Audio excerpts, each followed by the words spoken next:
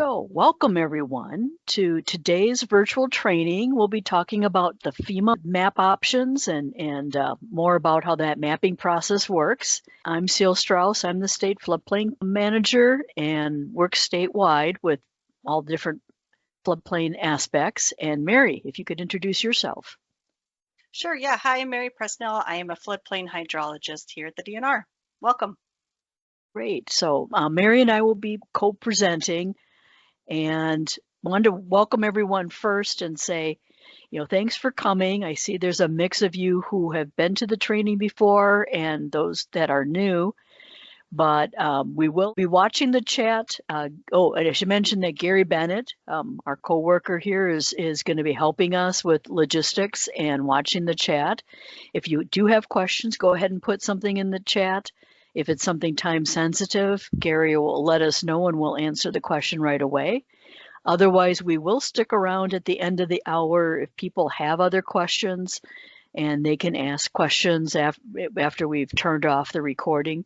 We are recording this. It'll get cleaned up and made available on our website in probably 3-4 weeks. Otherwise, I'm going to go ahead and get started here. We're going to be talking about the history of the FEMA maps, some of those key definitions and terms that you need to know, and a little bit about how to find the maps. But then also, Mary will then be talking about the work that we've been doing in the past and other projects that are in progress in terms of updating the maps. We do want to make sure we save time to talk about letters of map change basics. That's LOMAs, LOMER-Fs, if you've heard those terms. We want to make sure we save some time for those at the end.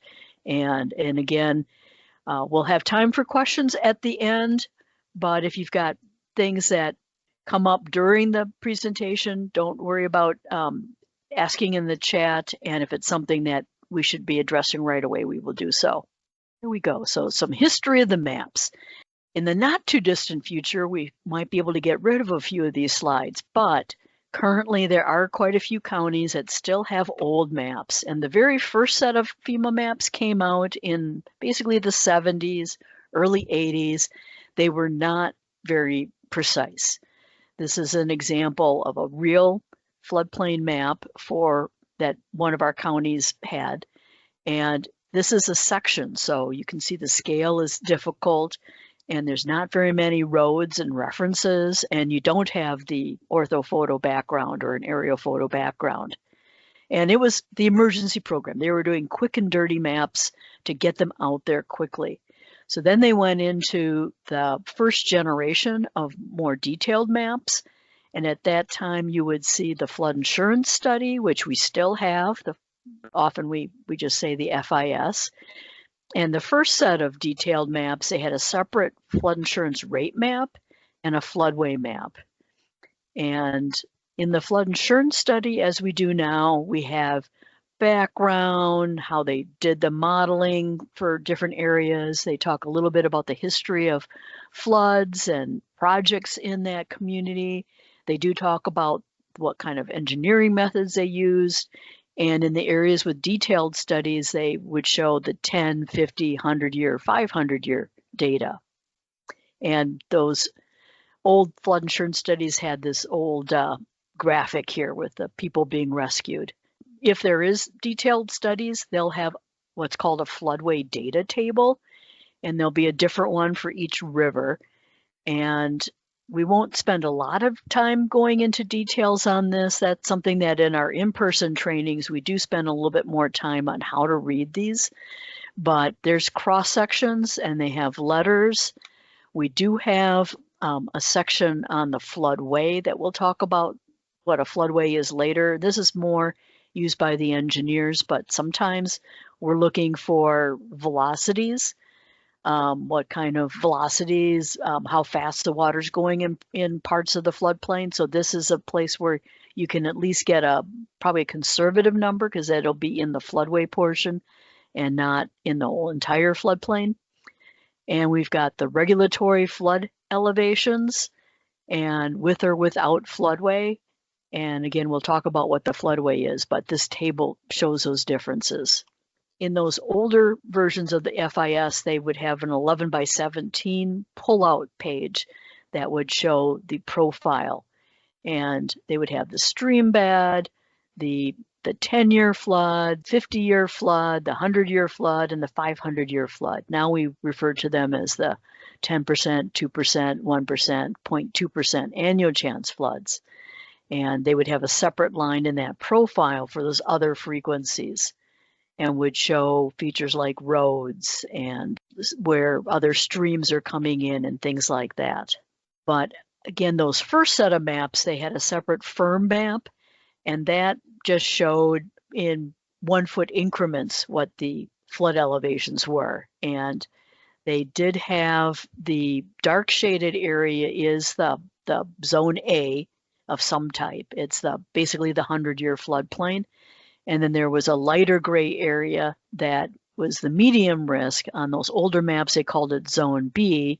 And then zone C, the unshaded areas, were the areas where it was not mapped as a flood prone area. But as we'll talk about in all the versions of the maps, we don't call that a no floodplain area. We call it a lower risk area because there might be low areas, areas that there's a stormwater pond, or it's a low area where you don't have adequate stormwater management, those kinds of things. In those days, they would put a number behind the zone A, and that number had to do with the distance between the 10-year and the 100-year flood. So a zone 8 meant that there was between 3.5 and 4 foot difference for every half foot. They had the bigger or lower numbers. So zone A with a number, the zone B, and the zone C. Then they had a separate map showing the floodway and the flood fringe. And the floodway we'll talk a little bit more about, but basically that's the area that's got the higher risk. It's where you've got the greater velocities, greater depths and flooding, and our zoning is more restrictive in those areas. And the flood fringe is the area where it's still in the 100-year floodplain, but we do allow development if you meet certain standards. Well, I should mention that one of the issues here with the floodway on those old maps was that it was the same color as the lowest risk area. So sometimes communities would not realize that was the highest risk area, and they'd allow development in there because it was not shaded.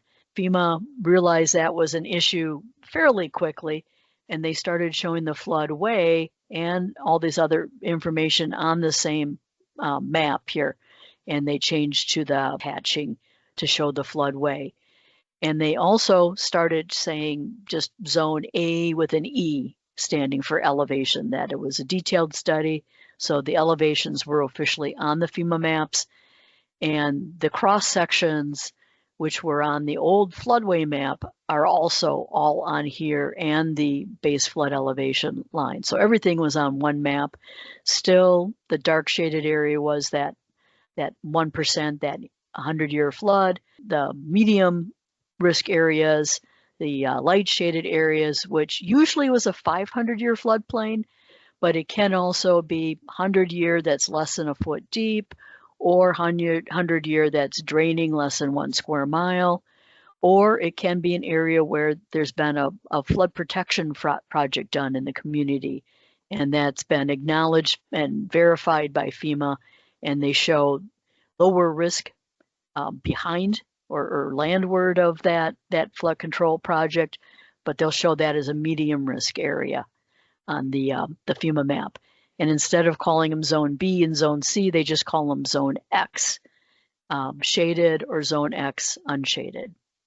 But they're still paper maps, but it's that one map format, which was nicer. Then we got into digital maps, and that didn't happen until the 90s.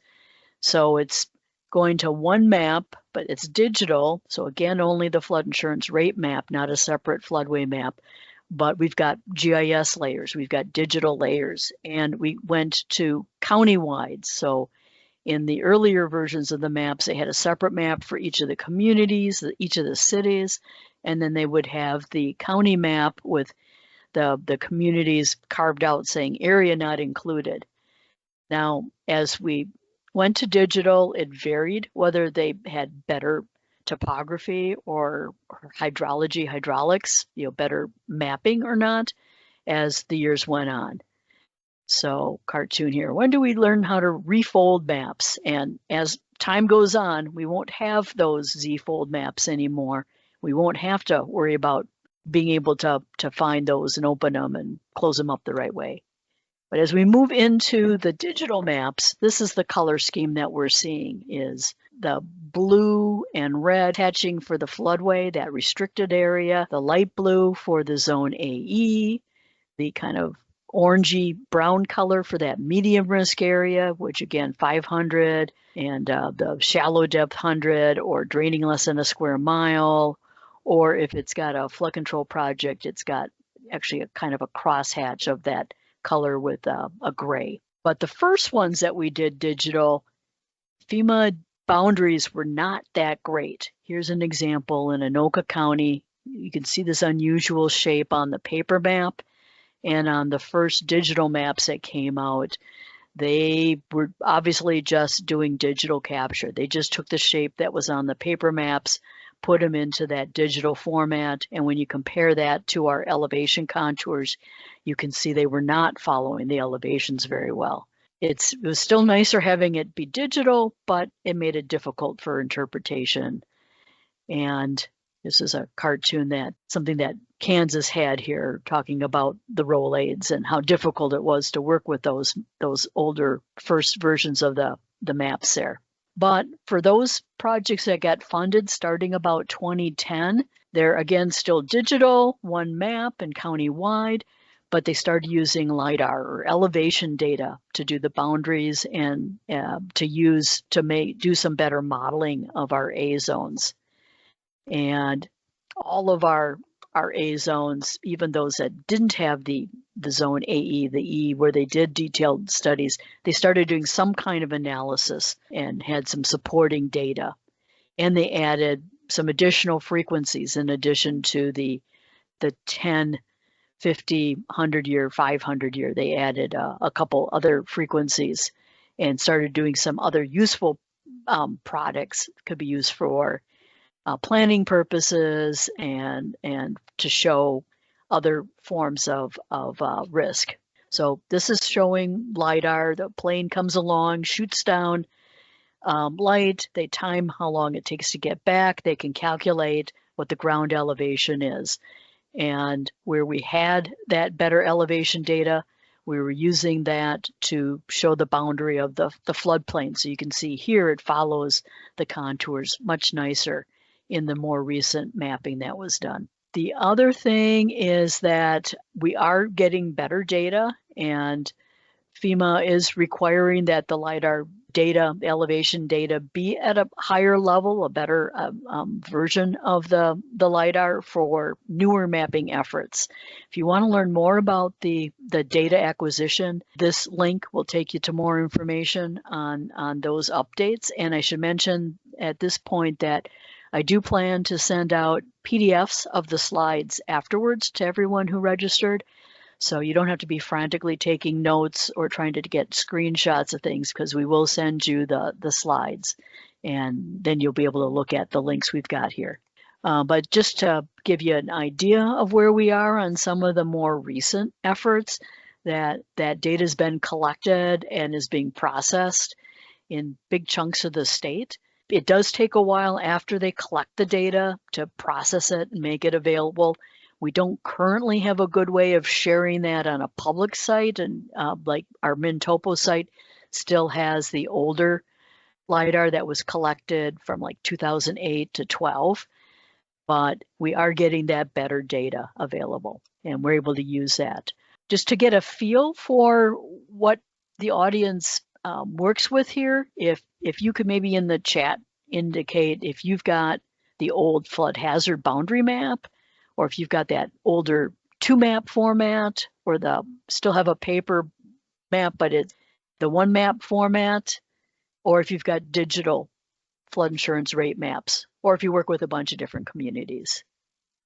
And I'm seeing that, yep, it does vary a lot. Okay, so Mary, you're going to take over here. Yeah, thanks, Seal.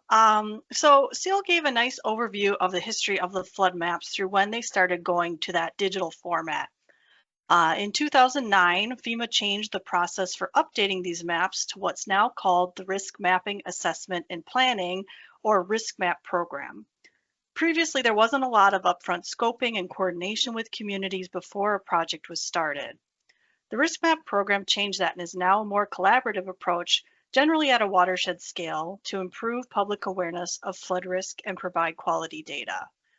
The image here shows the overall risk map process that starts with what's called discovery and then moves through to analysis and mapping, preliminary flood map release, and eventually map adoption. The Minnesota DNR is a cooperating technical partner, or CTP, with FEMA, and we receive funding from them to perform some of the risk map program work here in Minnesota. And I'll now go over more information on the recent and current risk map work here in Minnesota. So the process called discovery is essentially the start of that risk map process. It focuses on partnering with other federal and state agencies, as well as local communities and non-governmental stakeholders, to determine the mapping needs, generally on a watershed scale, but some are done on a county level. One key component of this process is data collection, particularly from local communities. The data collected is analyzed to help determine new study or mapping needs. Watersheds are generally prioritized if there's a large change in hydrology, development, or other factors, or if the counties have older maps or data or are unmapped. And here you can see some of the more recent discovery projects that have been completed around the state in the last decade or so. And hopefully some of you on the call have been involved in some of these projects. So sometimes we do discovery just on a county basis, and that's either because we don't need to do the entire watershed or to finish off a portion of a county that has had some of it already completed as part of a watershed project. So currently we have new projects that have been funded for discovery for a portion of Becker County that's outside of the Otter Tail River watershed, as well as Polk and Wadena counties. Additionally, FEMA's contractor is doing basically some pre-discovery analysis and is performing large-scale, two-dimensional, base-level engineering modeling in the Lake Superior area in the northeast part of the state. Once this is completed, discovery projects will likely be funded for portions of that area, especially in Cook and Lake counties, as they are currently unmapped. So once discovery is completed, FEMA may fund projects to move on in this risk map process based on needs identified from stakeholders. We have had several counties that have already moved on to map adoption following discovery. Currently, we have funding for a few counties to move to step 2 of the risk map process. Our current projects that are in this second step or the analysis and mapping phase are the Twin Cities watershed, and then for portions of Anoka County that are outside the watershed to complete that entire county. These counties are not yet funded though for DFIRMs or preliminary maps, which is basically the third step. So we also have a few counties that are funded for that preliminary or revised preliminary phase, and those are Aiken, Chippewa, Murray, and Rock counties. The Chippewa County project is only for some map panels to be updated and not the entire county, and this has to do with levy accreditation and to address appeal comments. The Rock County project is for revised preliminary maps that will use updated modeling for certain reaches in and near the city of Laverne.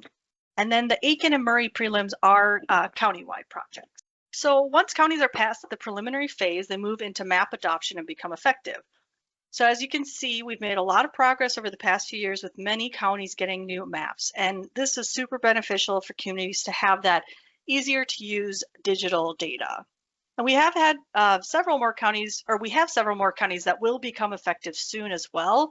Itasca and St. Louis counties will be final in the next few months, and several others will hopefully be finalized in the next year or two. So how long does this whole risk map process take to get new FEMA maps? Well, it does vary, but generally speaking, it's usually about 2 years or so to go through that whole discovery process. Then if a county is funded by FEMA to move forward in the modeling and mapping process, that's usually another 4 to 5 years or so to go through that. So all in, it's not a short time to get new maps. You know, it can usually take around 6 years or more until there are new FEMA effective maps. So FEMA has started to fund the DNR to perform what's called a Better Data Letter of Map Revision. This essentially is a smaller standalone project that revises a small area of the maps if there are concerns over modeling or mapping. And this can be especially helpful in cases where they don't want to hold up the entire county from having effective maps. And it can be done on a relatively short basis and after a county goes effective. So we currently have 2 of these that are funded for the Rainy River in Koochiching County, and then for portions of the Cedar River watershed in Dodge County. We also recently completed Better Data LOMARs for Cottonwood and Wilkin counties, which were actually our first ones that we completed for FEMA, and those went really well. So if you aren't sure where your county's at in the process, we do have a full list of estimated map status by county on our website if you'd like more information. And we have the link there. We also have a nice graphic on our website to quickly visualize where the counties are at. So as you can see, the smiley faces here show all the new maps that have come out recently or will be out soon. We do have a few counties that are still unmapped or in that paper map format, but we're making progress on getting all the counties updated. We do have a few unmapped counties. Mary mentioned that we're working toward getting the data for Cook and Lake to get mapped, but we do still have a few counties that FEMA didn't map due to funding and because our shoreland regulations require minimum elevations. And so FEMA didn't think it was worth doing maps at that time. Yep, thanks, Seal. So as we've shown, the FEMA maps have evolved since they're first developed. They'll continue to change and improve as technology improves. FEMA's Future of Flood Risk Data initiative seeks to improve the state of mapping, basically adopting a more probabilistic risk-based approach to displaying graduated data instead of, just a line in or out on the maps. So stay tuned for those updates. And now I'll hand it back to Seal to get into some key definitions. Thanks, Mary.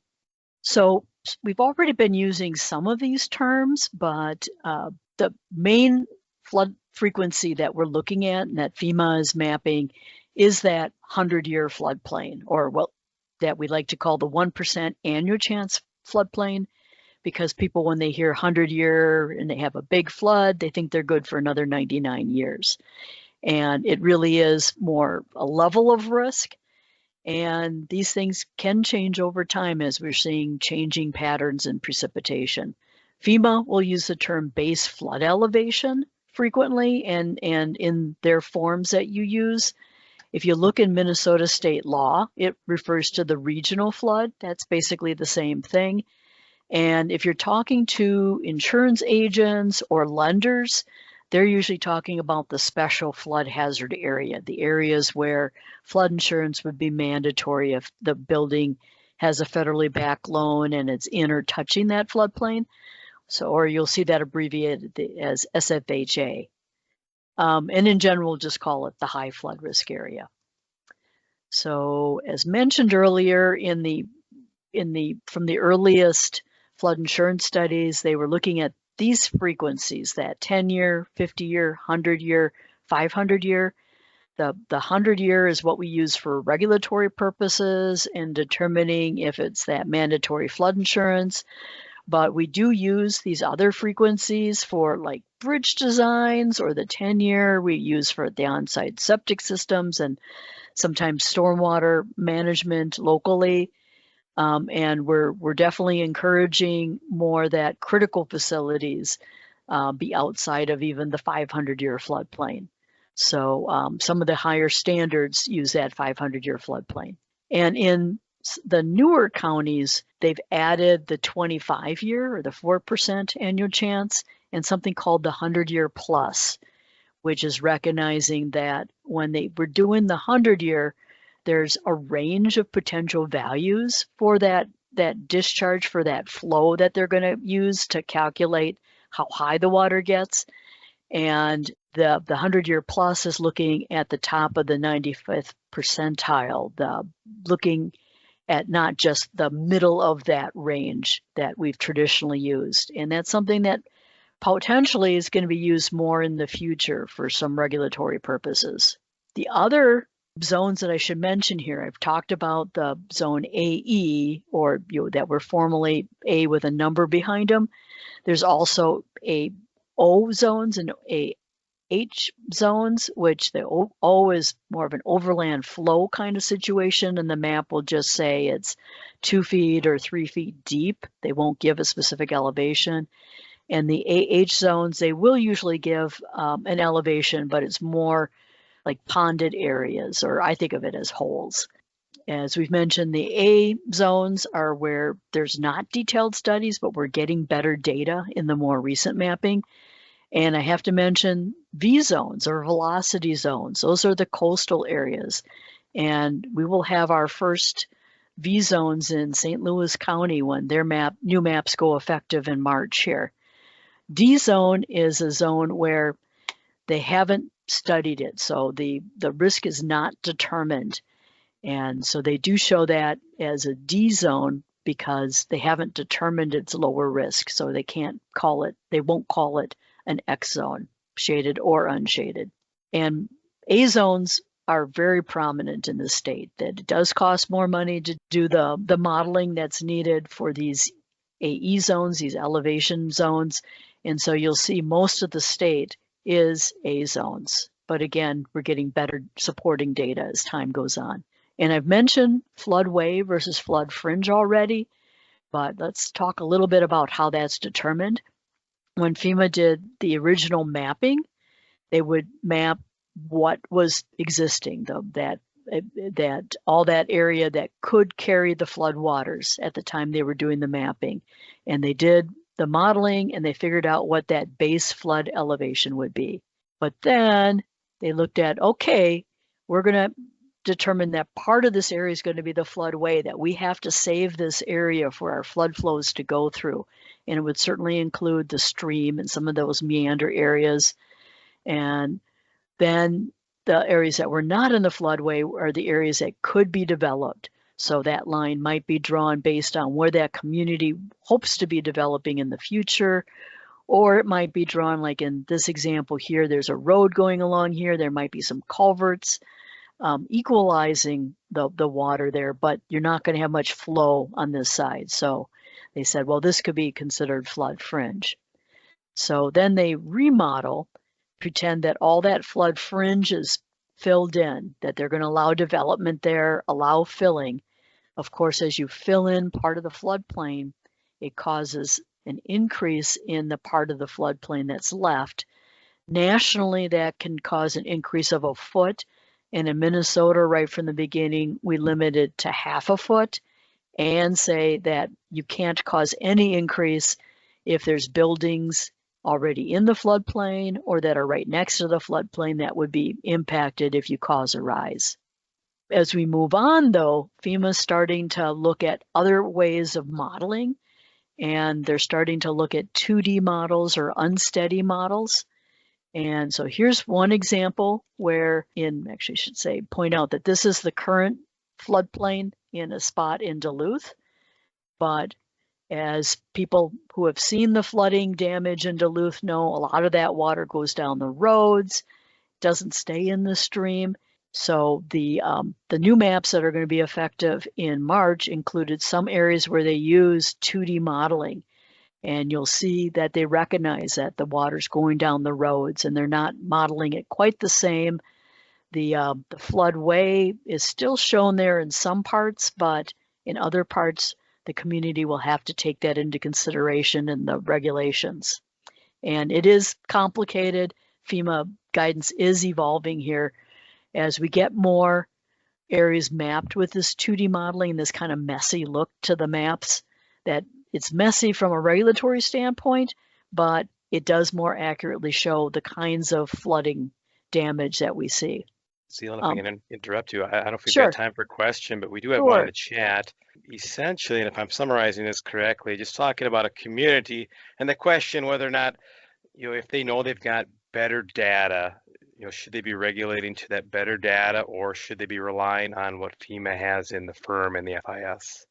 Can you comment on that question? Yeah, I can comment on that. That if you've got better data, especially if it's higher elevations or you're showing bigger areas with floodway, we encourage you to regulate to that. And we have, in some cases, had communities actually adopt their preliminary new maps, because the preliminary new maps did show higher elevations or new floodway areas. And then you put it right into your ordinance. You say that we're regulating based on this FEMA map or this data, whichever's more restrictive. We definitely encourage that. And in A zones where we don't have the elevations on the FEMA maps, we actually, the guidance in the ordinance and in the regulations in general is that you use that best available data, whatever that is. So if you've done more detailed modeling in an area and it's an A zone where there's not the elevations on the FEMA maps, you can use that better data right away. And hopefully that answers the question there. Moving on to another important definition is, what is the lowest floor requirement for new construction, for new buildings? The lowest floor, that includes basements, crawl spaces, whatever the lowest enclosed area is, that for new construction, it has to meet a minimum elevation. The federal minimum is just the base flood elevation, that 1% chance elevation. But in Minnesota, right from the beginning, we said, well, gee, we've just said it's legal to fill in the flood fringe. That's going to cause up to 1/2 foot increase. That's the real flood elevation, because we're saying that's legal to do that filling, that the real flood elevation includes that stage increase, that up to 1/2 foot increase. Then we also add a foot of freeboard, a safety factor there. And that's what we call our regulatory flood protection elevation. And that's what our lowest floor requirement is. And for a little while, the freeboard went away as a requirement, but since '97, it's been back in state law as a requirement. Again, this is what the floodway looks like on those older maps. It's that hatching there. And on the newer maps, it is this red and blue hatching, is that floodway area versus the flood fringe.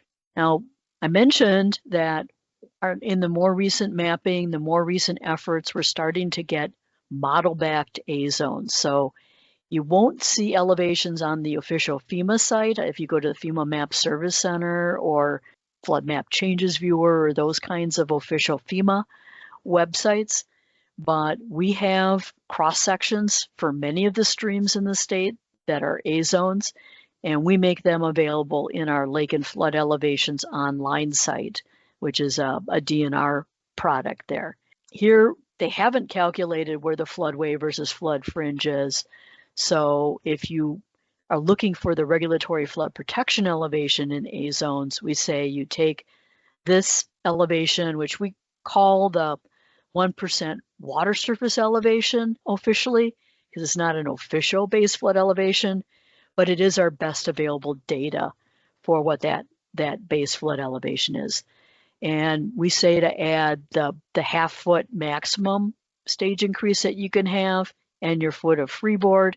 So to figure out your RFPE, you're adding 1.5 feet to the cross sections that we have available. From a regulatory standpoint, we do say that it has to be treated as floodway unless an analysis is done by an engineer who's familiar with that modeling and can say this is the floodway part versus the flood fringe part.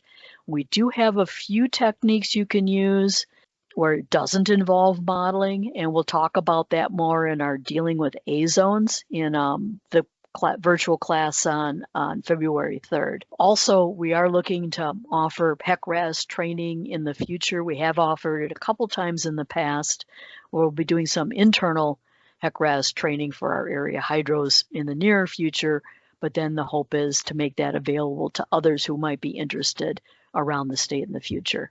I also need to mention that as we're getting DFIRMs, that you have to consider the datum, because the old maps were using the 1929 datum and the new maps use the 88 datum. So you need to know how to convert from that NAVD or the 88 datum to the NGVD 29 datum or vice versa. We do have information, this map at our site, and in general, it goes from being a 0 conversion down here in the southeast part of the state, but it goes up to 1.4 feet up there in the northwest.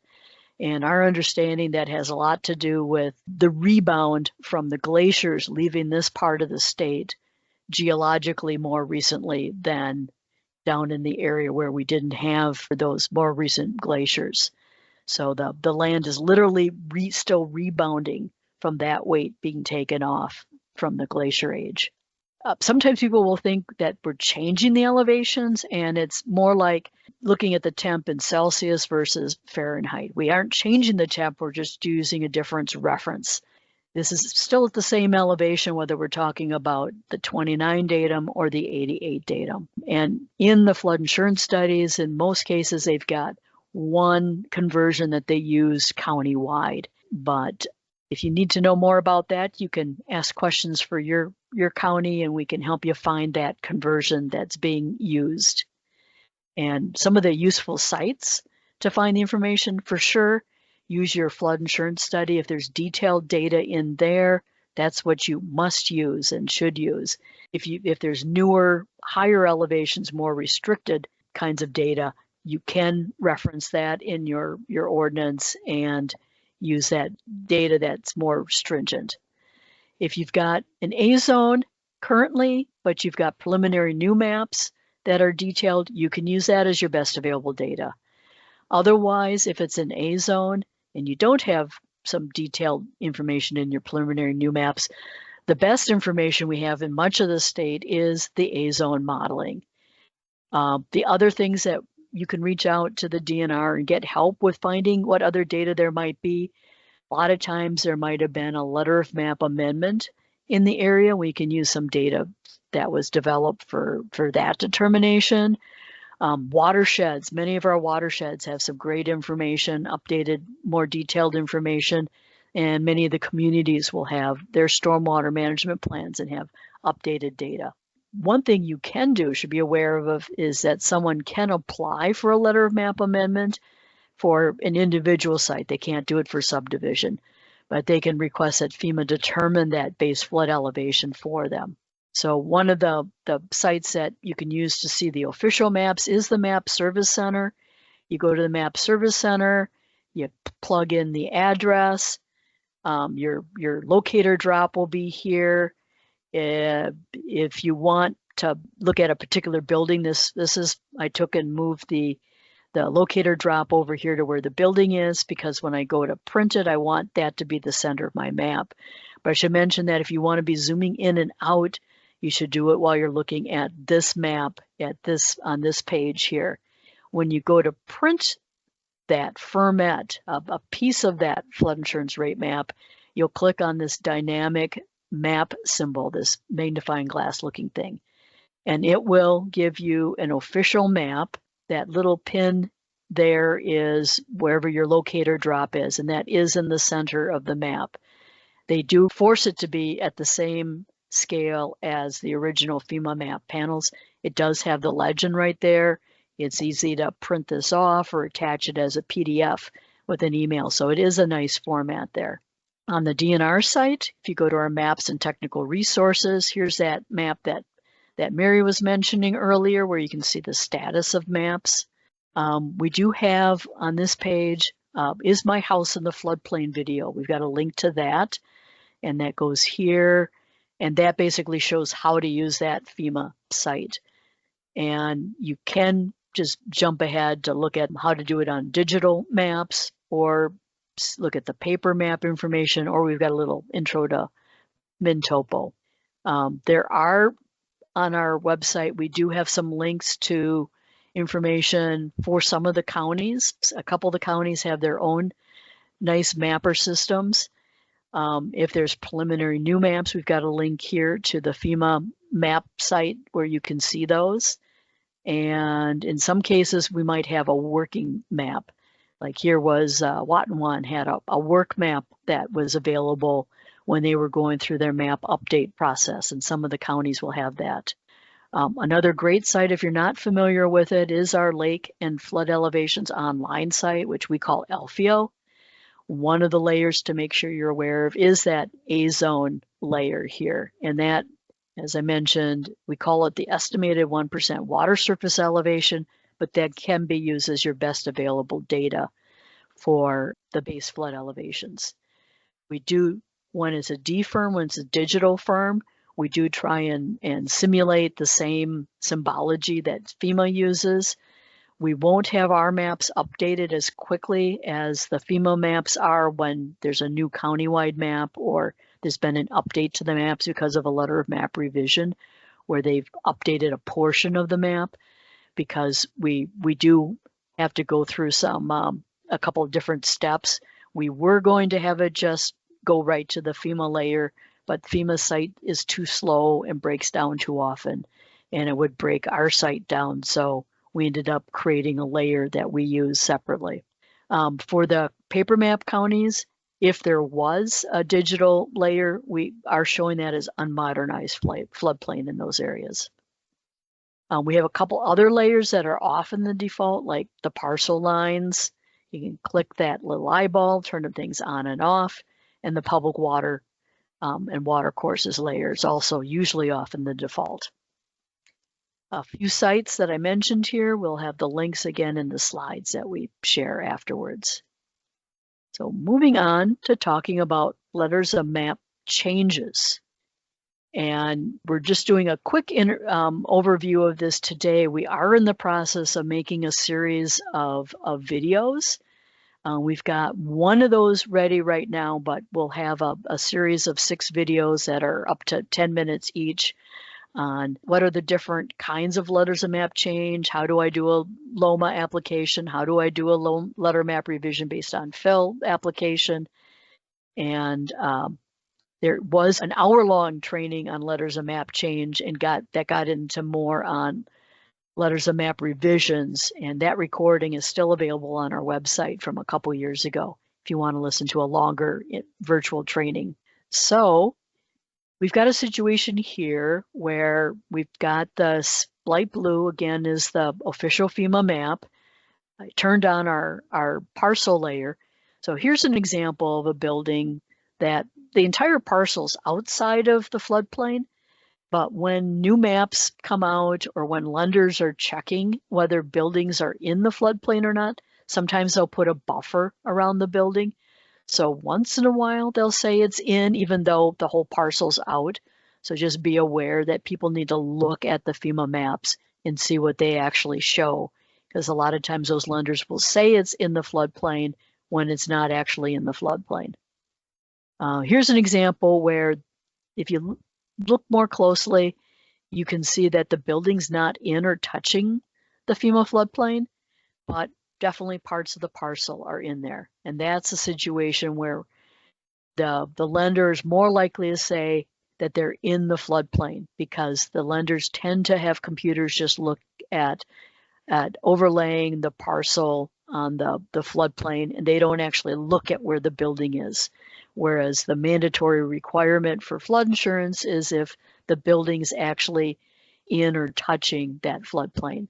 So these are cases where we'd recommend that you help that constituent, that landowner within your community, get a map made using that FEMA Map Service Center site or other supporting maps and show the lender. In most cases, we understand the lenders do accept those maps and take that map as their better supporting information, that they don't have to require the flood insurance. But in this case, the building does get clipped by the floodplain. They may not be happy about that, but that lender has no choice. They must require the flood insurance unless they get that letter of map amendment from FEMA. So, again, the different processes you could do. The first would be, if it's clearly out, send that map to the lender. If the lender won't accept that, they say, I want something from FEMA, they can apply for what's called a letter of map amendment out as shown. And that doesn't require that you submit any elevation data. Just have FEMA look at the map and they say, yep, we agree that this building is not in the FEMA map floodplain, and they'll send an official form that says it's officially out of the floodplain for that insurance purpose. And then in some places, it's useful to have a letter of map amendment using LIDAR, and I'll give a little bit more information on that. And then the letter of map amendment using a survey is the typical LOMA that people do. And the letter of map revision based on fill is where you are in the low area in the floodplain, but you've brought in fill and elevated to reduce your risk. So again, here's the one where they're out as shown. And I wanted to note that, okay, here's the official floodplain showing that they're not in that or in the floodway. This 500 year might be in or near the building, but that is not mandatory flood insurance if it's in or touching even the 500 year. So this is but as a business practice, a lender may require a policy. It should be a cheaper policy if it's in that lower risk area. So here's an example of a fermet for an out as shown that that lender should accept. Sometimes the scale's not great on the FEMA maps and you might want to have some supporting information. So FEMA won't officially use a county or the DNR LFEO site to make the determination, but this can be supplemented and help them to make that determination. So back to this building here, if they're in the floodplain, the letter of map amendment is the situation recognizing that the FEMA mapping is not perfect. As we mentioned earlier, those earlier digital maps, the old paper maps, the boundaries were far from perfect. And so the house may be on a natural knoll, or it might be coming up the slope and the boundary's not correct. So this is a process where they submit data showing that the lowest ground touching the building is above the base flood elevation. And based on that better elevation data, that they can say it's officially out of the floodplain and would be able to get a flood insurance requirement waiver. So from the side view here, you've got your base flood elevation. This is natural ground. It was filled. If there was filling, it was done before there were FEMA maps. You know, maybe there was filling in the 40s or the 50s or even the 60s before there were FEMA maps. And then they look at that lowest ground touching the building. And if that's higher than the base flood elevation, they can get that letter of map amendment. Even if it's got a basement, if that was naturally high ground, they didn't bring in any fill since the first FEMA maps showed that area in the floodplain, they'll be eligible to get a letter of map amendment. The other thing to be considering though is if they've got an attached deck or an attached stairs and the support for that is below the flood elevation, they will not get a letter of map amendment. What we have seen people do is put some extra supports here next to the building and detach it, maybe have a very close accessory structure or deck there, but then you could have the surveyor verify that that's not connected to the building and this is your lowest adjacent grade. Then they can get their letter of map amendment. And why does FEMA care about that? It's because when a deck is flooded, if that support goes away, it rips off and causes a lot of damage. And sometimes we'll see people that you can tell this area here that the original cross section would have gone kind of across here and they would have been above the base flood elevation, but they had to have a walkout. So they dug out and they put themselves in the floodplain. And once they've done that, they're in the floodplain and they are going to have that mandatory flood insurance.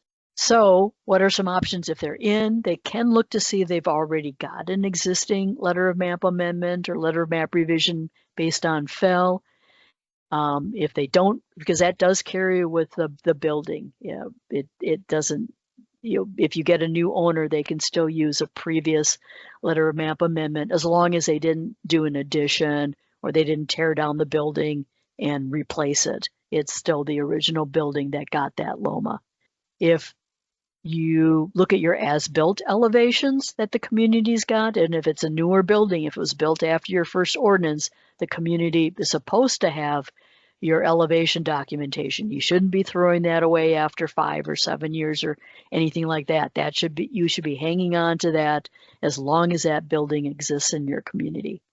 But if they do have those as-built elevations, they can submit that to FEMA and show that their lowest adjacent grade is higher and that their lowest floors are higher. So in some cases, again, we've got those places where FEMA boundaries were not drawn using the better elevation data. And here's an example where this is the floodplain.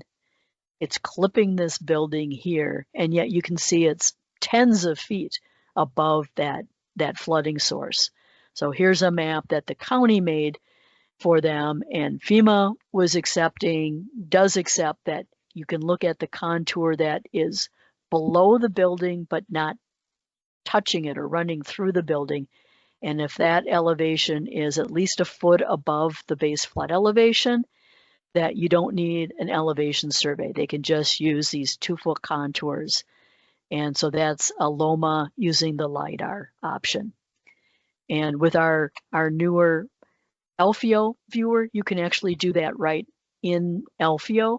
So here's an example where I was looking at which contour was going through the building, which one was completely below the building. And in the comments section, we wrote what the LiDAR leg was. So we said, gee, the contour below the building is 1128. I subtract a foot, and that's what FEMA will call the LiDAR, lowest adjacent grade. And then we show what the flood elevation is.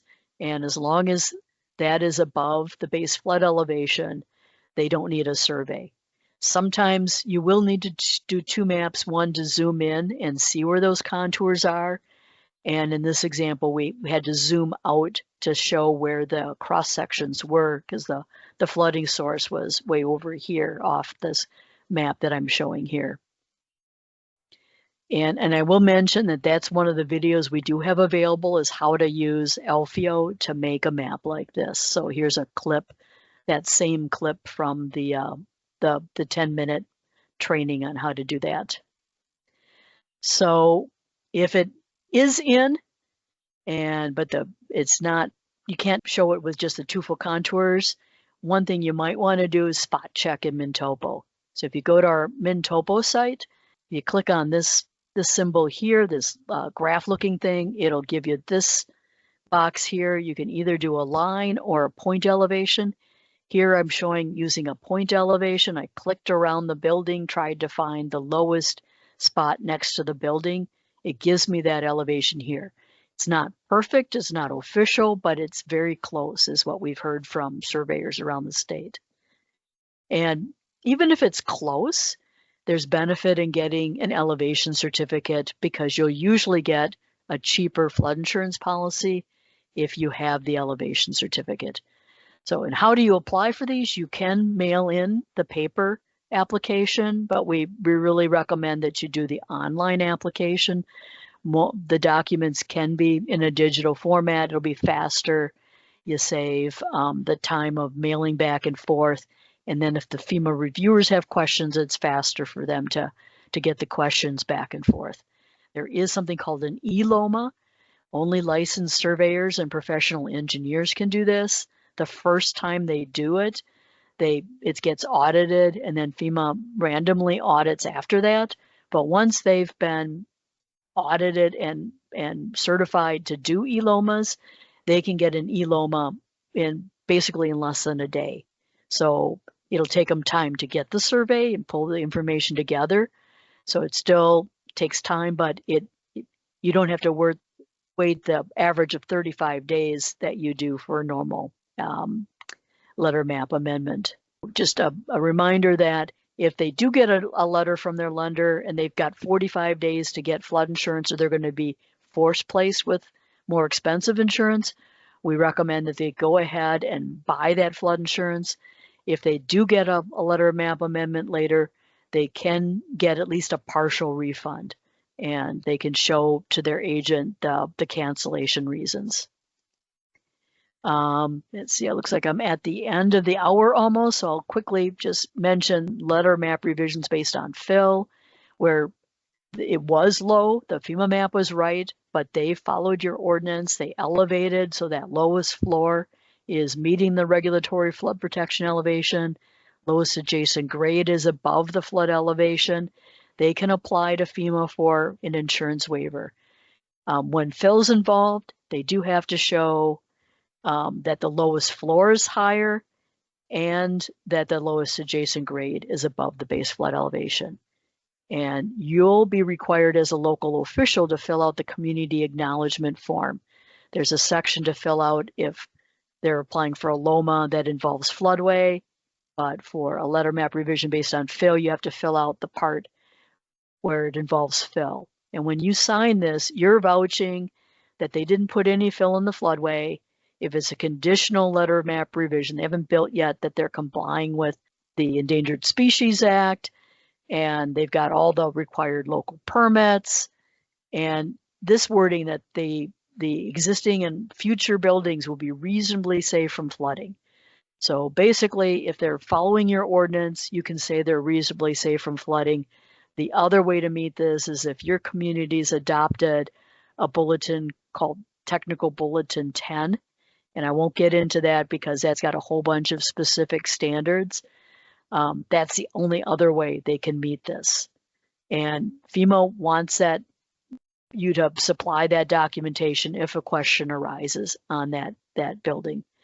And we've started reaching out to communities and checking to make sure you have that supporting data as we get our monthly batch of LOMAs and LOMA-Fs. We're reaching out to communities if you have a LOMA-F or a conditional letter of map revision based on fill in your community to make sure that you got the right supporting information. This is pointing out that if you've got the Technical Bulletin 10, then you've got some different standards, but basically it's meeting your standards, or if it's a pre-firm building, that lowest floor is at least above the base flood elevation. Yep, and they don't show the lowest floor on the document, so we are now reaching out to verify that buildings are compliant.